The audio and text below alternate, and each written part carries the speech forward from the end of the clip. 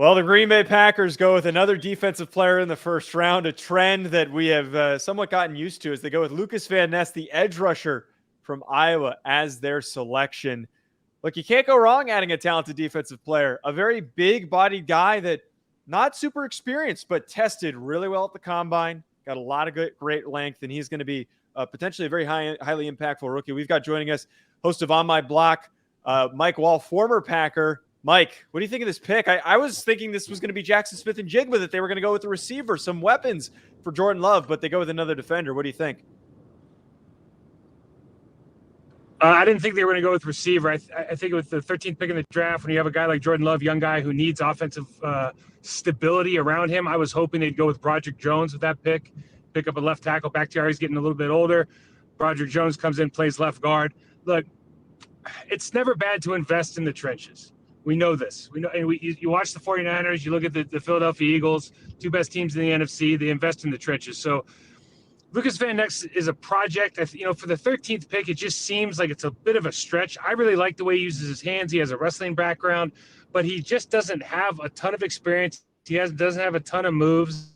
And quite frankly, he wasn't a starter at Iowa. He was a spot player. He can play all across the line, but when you really look at impact players at the number 13 pick, interesting to see how they use him given his status now as the 13th pick in the draft. I mean, Joe,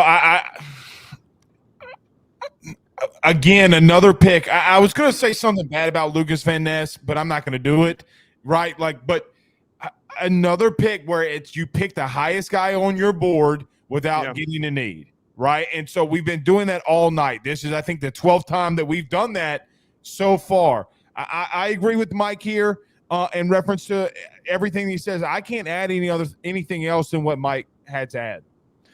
Yeah, I think that's the one key takeaway here is that you're just going with best available on the board, and you're not adding an offensive weapon. And maybe they come in with somebody later on or protection, offensive lineman a little bit later on. But, you can't go wrong with this guy. He's got good upside, but we have to see if it ends up panning out. Mike, appreciate you taking the time.